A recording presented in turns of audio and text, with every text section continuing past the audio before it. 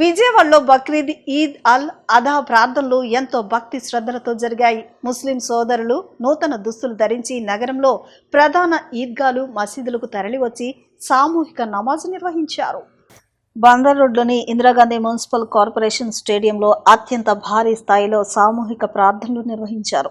ప్రార్థనల అనంతరం త్యాగం యొక్క ప్రాముఖ్యతలను, దేశంలో శాంతి సౌభ్రాతృత్వాలు వెల్లివిరియాలని ప్రబోధిస్తూ ఇమాంలు సందేశాలిచ్చారు.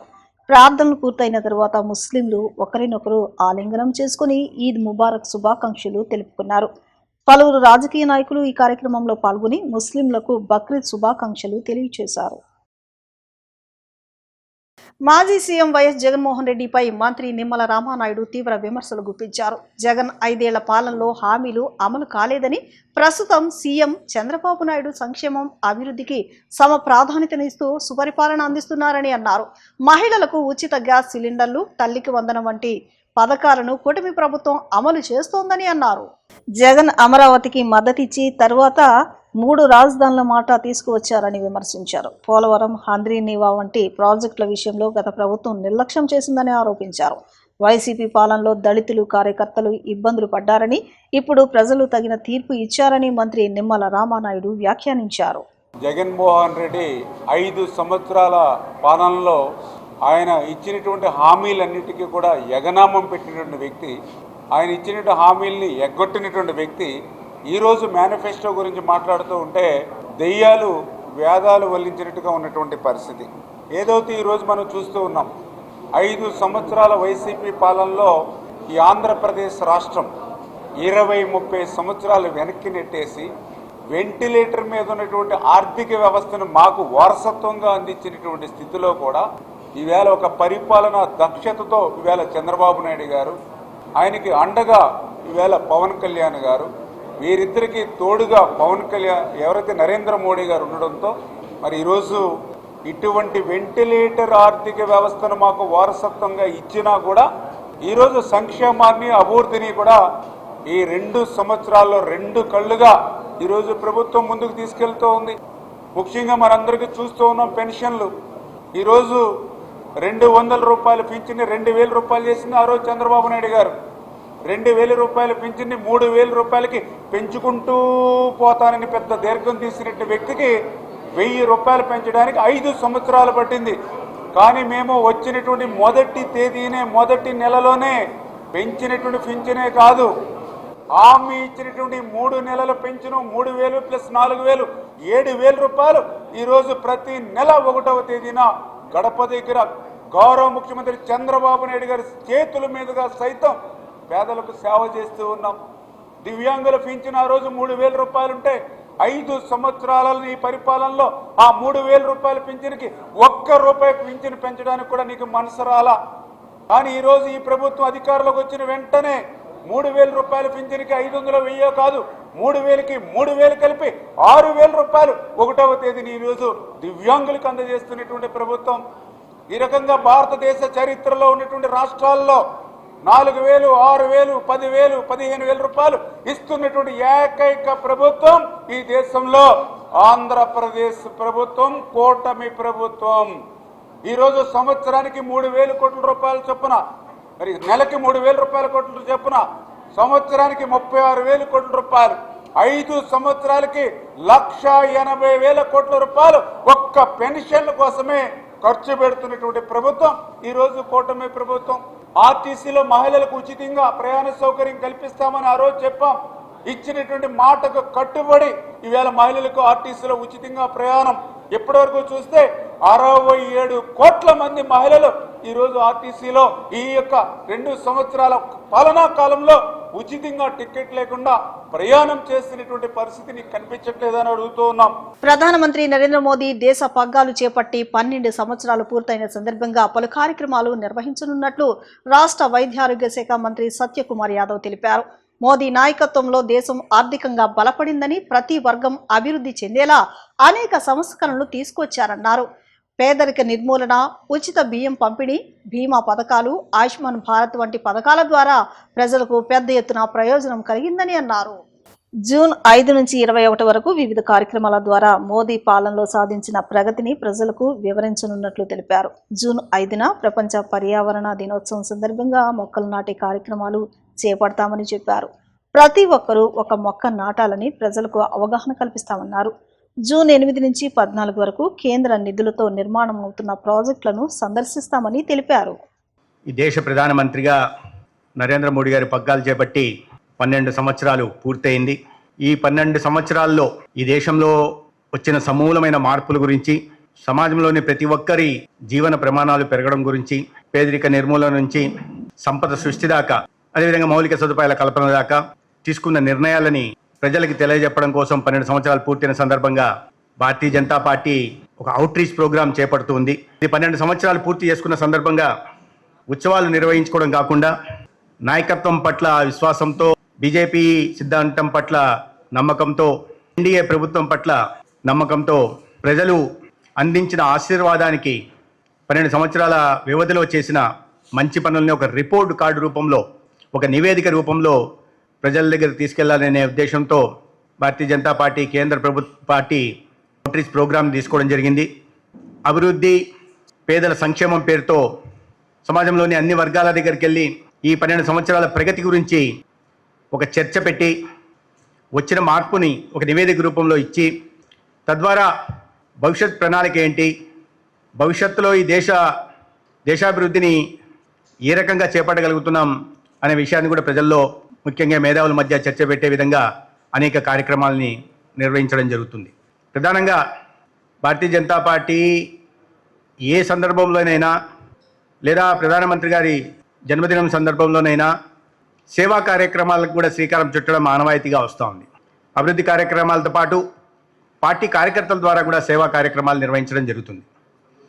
దీంట్లో భాగంగా జూన్ 5వ తేదీ ప్రపంచ పర్యావరణ దినోత్సవం సందర్భంగా పర్యావరణ పరిరక్షణ కోసం, తద్వారా భవిష్యత్ తరాలకి ఒక మంచి జీవితాన్ని, అంటే గ్లోబల్ వార్మింగ్ నుంచి తప్పించి ఒక మంచి జీవితాన్ని ఇచ్చే దిశగా చేస్తున్న ప్రయత్నాల్లో భాగంగా మొక్కల పెంపకం, చెట్లు నాటడం మీద కూడా విస్తృతంగా ప్రచారం చేయడం. దేశ ప్రధానమంత్రి గారు చెప్పినట్టుగా ఏక్ పేడ్ మాకే నామ్, ఒక చెట్టు తల్లి పేరుతో నాటండి, తల్లికి ఎంత గౌరవం ఇస్తామో అదేవిధంగా చెట్టు గౌరవం ఇవ్వండి, తద్వారా పర్యావరణాన్ని పరీక్షించుకుంటే భవిష్యత్తులో వచ్చే విపత్కర పరిస్థితుల నుంచి మన దేశాన్ని, ఈ ప్రపంచాన్ని కాపాడుకునే అవకాశం ఉంది అనే తెలియజెప్పడం కోసం అవగాహన కార్యక్రమాలు చేపట్టడం జరుగుతుంది. కబేళా సెంటర్ వద్ద ఉద్రిక్త పరిస్థితులు నెలకొన్నాయి. బక్రీద్ పర్వదినాన్ని పురస్కరించుకుని కబేళా వద్ద భవానీపురం స్టేషన్ పోలీసులు పెద్ద సంఖ్యలో బందోబస్తు ఏర్పాటు చేశారు. అయితే కబేళాలో ఆవులు ఉన్నాయంటూ విహెచ్పి, గో సంరక్షణ సంఘాలు నాయకులు అక్కడికి చేరుకున్నారు. కబేళాలో ఉన్న ఆవులను బయటకు విడిపించాలంటూ డిమాండ్ చేశారు. బక్రీద్ పండుగ సందర్భంగా కబేళాలో గోవధ జరుగుతుందంటూ విశ్వ హిందూ పరిషత్, గో సంరక్షణ సంఘాల నేతృత్వంలో ఆందోళన జరిగింది. ఉరిమ్లా నగర్లోని కబేళా వద్ద జరిగిన ఆందోళనకు విశ్వ హిందూ పరిషత్ ప్రతినిధులతో పాటు గో సంరక్షకులు పెద్ద సంఖ్యలో పాల్గొన్నారు. కబేళాలో ఉన్న ఆవులను విడిపించాలని వారు డిమాండ్ చేశారు. పోలీసులు వారిని అడ్డుకోవడంతో ఒక దశలో ఉద్రిక్తత నెలకొంది. కబేళాలోని గోవులను కాపాడాలంటూ అక్కడే బైఠాయించి నిరసనలు తెలిపారు. కబేళాలో ఆవులేవి లేవని, ఎద్దులు మాత్రమే ఉన్నాయని పశుసంవర్ధక శాఖ అధికారులు పేర్కొన్నారు. నిబంధనల ప్రకారమే తాము నడుచుకుంటున్నట్లు తెలిపారు. ఏడీసీపీ జి రామకృష్ణ, పశ్చిమ ఏసీపీ దుర్గారావు, సిఐ ఉమామహేశ్వరరావు, ఎస్ఐలు సిబ్బంది భద్రతా ఏర్పాట్లు చేశారు.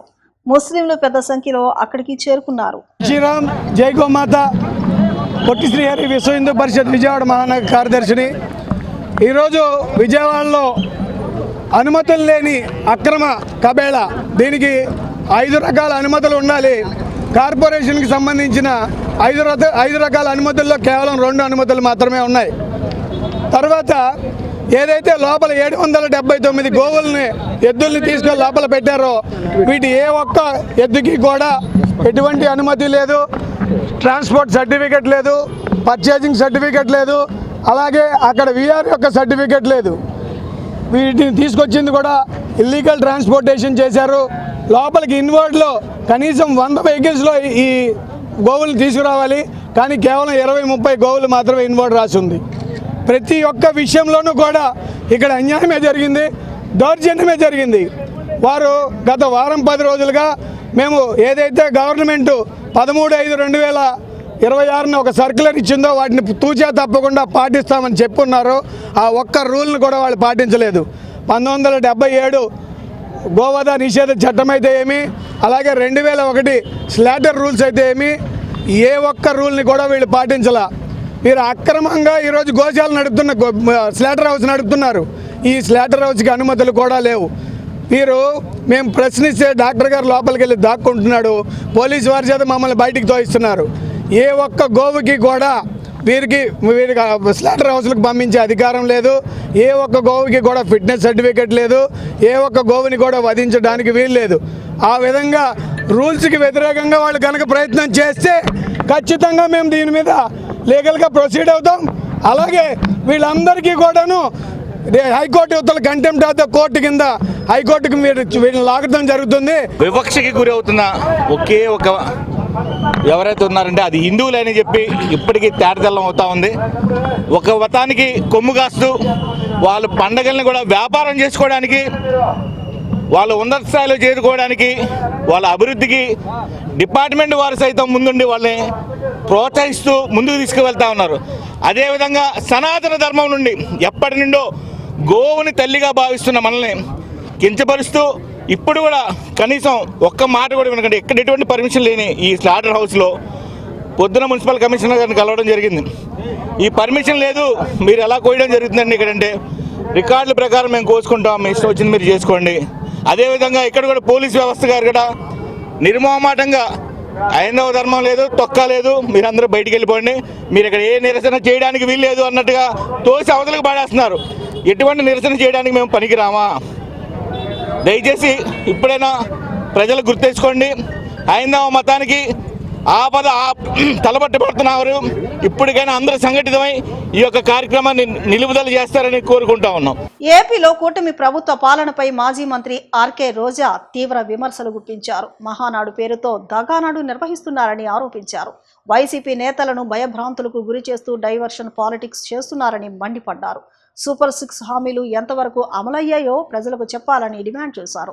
వైఎస్ జగన్ హయాంలో జరిగిన అభివృద్ధికి కూటమి ప్రభుత్వం క్రెడిట్ తీసుకుంటోందని విమర్శించారు. జూన్ 4 నుంచి బాబు మోసాల మేనిఫెస్టోపై ప్రజల్లోకి వెళతామని ఆర్కే రోజా తెలిపారు. ఈ రాష్ట్రంలో కూటమి ప్రభుత్వం అధికారంలోకి వచ్చి దాదాపుగా 2 సంవత్సరాలు పూర్తవుతుంది. మహానాడు అంటూ దగానాడును నిర్వహిస్తున్నారు. కాబట్టి ఈ 2 ఏళ్ల పరిపాలనలో వెన్నుపోటుకు 2 ఏళ్ళు ఆంధ్రప్రదేశ్ని ఎలా సర్వనాశనం చేశాడు చంద్రబాబు నాయుడు అనే మీద ఈరోజు మాట్లాడటం జరిగింది. అండ్ డీటెయిల్గా సాక్ష్యాధారాలతో కూడా ఒక బుక్లెట్ని రిలీజ్ చేయడం జరిగింది. సో దీన్ని ప్రతి ఇంటికి కూడా పంచిపెట్టి చంద్రబాబు నాయుడు ఈ ప్రజల్ని ఎలా మోసం చేస్తున్నాడు, అధికారంలో రావడానికి ఏం చెప్పాడు, ఈరోజు అవి చేయకుండా ఎలా డైవర్షన్ పాలిటిక్స్ చేస్తూ వైఎస్ఆర్సీపీ మీద నిందలు వేయటము, వాళ్ళని టార్గెట్ చేయటము, వాళ్ళని జైల్లో పెట్టి భయభ్రాంతులకు గురి చేయటం అనేది రాష్ట్ర ప్రజలు చూస్తున్నారు. మరొకసారి వాళ్ళని చైతన్యపరిచే విధంగా ఈ యొక్క బుక్లెట్ని ప్రతి ఇంటికి గడపకి తీసుకెళ్లే కార్యక్రమం చేయబోతున్నాం. ఎందుకంటే ఈరోజు సూపర్ 6 సూపర్ హిట్ అని చెప్పి సిగ్గు లేకుండా కళ్ళార్పకుండా ఈరోజు చంద్రబాబు నాయుడు గారు అబద్ధాలు చెప్తున్నారు. సూపర్ 6లోనే ముఖ్యమైనవి మీరు చూస్తే నిరుద్యోగులకు ఉద్యోగం ఇస్తాం లేదా నిరుద్యోగ భృతి 3000 ఇస్తామన్నారు. కానీ ఈ రాష్ట్రంలో ఒక్క నిరుద్యోగికి కూడా ఉద్యోగం లేదు, నిరుద్యోగ భృతి లేదు. మరి ఎలా సూపర్ 6 సూపర్ హిట్టో నాకు చెప్పండి. అలాగే ఆడబిడ్డ నిధి 18 ఏళ్ళు దాటిన ప్రతి మహిళ ఇంట్లో ఎంతమంది ఉంటే అంతమందికి 1500 ఇస్తామన్నారు. నీకు 1500, నీకు 1500, నీకు 1500 అని ఏ విధంగా వీడియోలు వేసి ఏమార్చారో మనం చూసాం. మరి ఈరోజు ఆ 1500 18 ఏళ్ళు నిండిన ఇంట్లో ఒక్కరికైనా ఇచ్చారా? ఎంతమంది ఉంటే అంతమందికి కాదు, ఒకరికైనా ఇచ్చారని నేను అడుగుతున్నా. మరి సూపర్ 6 సూపర్ హిట్ అని ఎలా మీరు చెప్పగలరు? అలాగే మీరు చూస్తే జగన్మోహన్ రెడ్డి ఇచ్చే ప్రతి సంక్షేమ కార్యక్రమాన్ని ఇస్తున్నారు. చేయూత ఇస్తున్నారా? అలాగే డ్వాక్రా అక్క చెల్లెమ్మలకి 0 వడ్డీకి ఇస్తున్నారా? అప్పుడేమో అసలు వడ్డీతో మాఫీ చేస్తామని చేయలేదు చంద్రబాబు నాయుడు. జగనన్న వచ్చాక అది చేశారు కాబట్టి వాళ్ళు బ్రతికి బయటపడ్డారు. ఈరోజు మీరు 10 లక్షలు 0 వడ్డీకి ఇస్తాము అని చెప్పారు. 0 వడ్డీ లేదు, 10 లక్షలు లేదు. మరి ఏ విధంగా మీరు ఈ సెలబ్రేషన్స్ చాలా ఘనంగా చేసుకుంటున్న మహిళకి మేము ఏదో చేశామని శ్రీశక్తి అని పేరు పెట్టుకున్నారు. ఈరోజు మహిళలకి రక్షణ లేదు. మహిళలకి ఇచ్చే సంక్షేమాన్ని ఈరోజు 0 చేశారు. అలాగే మహిళలకి ఈరోజు వాళ్ళ పేరు మీద జగన్మోహన్ రెడ్డి గారు ఇల్లు ఇస్తే మీరు ఒక్క ఇల్లు అయినా ఇచ్చారా? జగనన్న కట్టిన ఇల్లుని ఈరోజు పెయింటింగ్ లేసి మేము ఇన్ని లక్షలు ఇచ్చినామని సిగ్గు లేకుండా క్రెడిట్ చోరీ చేస్తున్నారు. ఏ రోజైనా నువ్వు అధికారంలో ఉన్నప్పుడు ఒక ఇంటి స్థలం ఇచ్చి ఒక్క ఇల్లన్నా కట్టించిన దాఖలాలు ఉన్నాయా? ఎప్పుడు కూడా గత ప్రభుత్వాలు, అంతకు ముందున్న ప్రభుత్వాలు కట్టిన వాటికి సున్నాలు కొట్టుకొని నీ పేర్లు పెట్టుకొని ఓపెన్ చేసుకోవటమే కానీ ఈ 2 ఏళ్లలో నువ్వుగా సంతకం చేసి ఒక కార్యక్రమాన్ని స్టార్ట్ చేసి దానికి ఫండ్ కేటాయించి దాన్ని పూర్తి చేసి దాన్ని ఓపెన్ చేసిన దాఖలాలు ఉన్నాయని అడుగుతున్నా. 2 ఏళ్ల చంద్రబాబు ప్రభుత్వంలో ఎన్నికల హామీలు తొంగలో తొక్కిందని మాజీ మంత్రి పేర్ని నాని మండిపడ్డారు. హామీల పేరుతో బాండ్లు ఇచ్చి మోసం చేసిందని అన్నారు. 2 ఏళ్లలో ప్రజలను ఎలా మోసం చేశారో జూన్ 4 నుంచి 12 వరకు వెన్నుపోటుకు 2 ఏళ్లు కార్యక్రమం చేపడుతున్నామని అన్నారు. సూపర్ 6 సూపర్ ఫ్లాప్ షో అని ఎద్దేవా చేశారు. సర్పై అప్రమత్తంగా ఉండాలని అన్నారు. ఒక్క వైసీపీ ఓటు కూడా పోకుండా చూడాలని అన్నారు. గొడ్డలి పార్టీ అని చంద్రబాబు డైవర్షన్ మాటలు మాట్లాడుతున్నారని అంటూ పేర్ని నాని ఆగ్రహం వ్యక్తం చేశారు. నారా చంద్రబాబు నాయకత్వంలోని ప్రభుత్వం ఎన్నికల ముందు ఇచ్చినటువంటి 143 హామీలు ఏ రకంగా తొంగలో తొక్కింది, ఎంత ఆర్థికంగా ఈ రాష్ట్రాన్ని దివాళా తీయించింది, అలాగే ప్రజల్ని ఏ రకంగా హామీల పేరుతో వాగ్దానాలని, అలాగే బాండుల్ని, అలాగే వారంటీల్ని ఇచ్చి సంతకాలతో కూడినటువంటి బాండ్ని ఇచ్చి ఏ రకంగా మోసం చేసింది అనేది ప్రజలకు ఒకసారి గుర్తు చేస్తూ ఈ 2 సంవత్సరాల్లో ప్రజల్ని చేసినటువంటి మోసాలకి ఏమేం మోసాలు చేసిందనే దాని మీద 4వ తారీఖు నుంచి ఏదైతే 2024 జూన్ 4వ తారీఖున లెక్కింపు జరిగిందో ఆ రోజు లెక్కింపు జరిగిన రోజు నుంచి చంద్రబాబు నాయుడు ముఖ్యమంత్రిగా ప్రమాణ స్వీకారం చేసిన రోజు వరకు జూన్ 12వ తారీఖు వరకు కార్యక్రమాలు, నిరసన కార్యక్రమాలు నిర్దేశించడం జరిగింది. ఆ కార్యక్రమాలు 4వ తారీఖు, అలాగే 8వ తారీఖు కానీ, 9వ తారీఖు కానీ, అలాగే 12వ తారీఖు కానీ ఈ కార్యక్రమాలని ప్రజలకు ఇచ్చినటువంటి వాగ్దానాలు ఏ రకంగా మోసం చేశాడు. సూపర్ 6 సూపర్ హిట్ అంటాడు, ఇదేమో సూపర్ ఫ్లాప్ షో అది. అలాగే మరొకటి, రాబోయేటువంటి స్థానిక సంస్థల ఎన్నికల్లో ఖచ్చితంగా వైఎస్ఆర్ కాంగ్రెస్ పార్టీ తరఫున ఏ కార్యకర్త ఫ్యాన్ గుర్తుకు పోటీ చేసినా కూడా పార్టీ బాధ్యులైనటువంటి కాన్స్టిట్యున్సీ, అసెంబ్లీ కాన్స్టిట్యున్సీ ఇన్ఛార్జి అతనికి అండగా నిలవాలి, అతనికి పార్టీని గెలిపించడానికి అతను శాయశక్తుల అసెంబ్లీ ఇన్ఛార్జి ప్రయత్నం చేయాలని చెప్పి అనేది కూడా దిశానిర్దేశం చేయటమే కాకుండా ఎస్ఐఆర్ స్పెషల్ ఇంటెన్సివ్ రివిజన్ ఏదైతే ఉందో ఓటర్ల ప్రక్రియని మరొకసారి దానిలో బాధ్యతగా తీసుకోవాలి. అర్హత కలిగినటువంటి ఏ ఓటరు కూడా ఓటర్ లిస్టులోంచి తొలగించేదానికి అవకాశం ఇవ్వకుండా బాధ్యత తీసుకోమని చెప్పాను. అలాగే రేపు 31వ తారీఖు వరకు ఉన్నటువంటి అవకాశాన్ని ఉపయోగించి యాప్లోనే మ్యాపింగ్ చేసేదాని కార్యక్రమాన్ని కూడా బాధ్యత తీసుకోవాలి. అలాగే 5వ తారీఖు లోపు బిఎల్ఏలందరికీ కూడా ట్రైనింగ్ ఇచ్చే దాంట్లో ప్రభుత్వం చేసేటువంటి కార్యక్రమంలో ఖచ్చితంగా పాల్పంచుకోవాలి ప్రతి ఒక్కరూ. కేరళ మాజీ సీఎం సిపిఎం పొలిట్ బ్యూరో సభ్యులు పినరై విజయన్ నివాసంతో సహా అనేక చోట్ల ఈడీ దాడులు చేయడం సిపిఐ జాతీయ కార్యదర్శి కె రామకృష్ణ తీవ్రంగా ఖండించారు. విజయన్ నివాసంపై ఈడీ దాడులు కుట్రపూరిత రాజకీయ కక్ష సాధింపు చర్యలని, ఈ దాడులను తీవ్రంగా ఖండిస్తున్నామని అన్నారు. కేంద్రంలో అధికారంలో ఉన్న మోదీ ప్రభుత్వం ప్రతిపక్ష పార్టీలకు చెందిన వారిని లొంగ తీసుకోవడానికి, వారి స్థాయి తగ్గించడానికి, బెదిరింపులకు గురి చేయడానికి సిబిఐ ఈడీని ఉపయోగించుకుని కేసులు పెట్టేందుకు సిద్ధమవుతున్నారని తెలిపారు. పినరై విజయన్ ఇంటిలో ఈడీ ఆశించిన విధంగా ఏమీ దొరకలేదని, విజయన్ కుమార్తె ఒక కంపెనీతో అగ్రిమెంట్ చేసుకుని నెలకు 6 లక్షల చొప్పున ఆర్జిస్తుండగా ఆమెపై మనీ లాండరింగ్ కేసు పెట్టడానికి ప్రయత్నిస్తున్నామని పేర్కొన్నారు. చట్టపరంగా ఆర్జిస్తున్న ఆదాయం పైన కేసులు పెట్టాలని చూడడం దుర్మార్గమన్నారు. కేరళ రాష్ట్ర మాజీ ముఖ్యమంత్రి, అదేవిధంగా సిపిఎం పోలిట్ బ్యూరో సభ్యులు పినరై విజయన్ గారి నివాసాలపైన, వారి బంధువుల నివాసాలపైన ఈడీ సోదాలు నిర్వహించి ఇవాళ ఉత్త చేతులతో వాళ్ళందరూ కూడా వెనక్కి తిరిగిపోయారు. నిజంగా 10 ఏళ్ల పాటు కేరళ రాష్ట్రానికి ముఖ్యమంత్రిగా పనిచేసినటువంటి పినరై విజయన్ గారిని, ఆయన ఇమేజ్ ని డ్యామేజ్ చేయాలనే ఒక దురుద్దేశంతోనే ఇవాళ కేంద్ర ప్రభుత్వం ఈ దాడికి పాల్పడింది.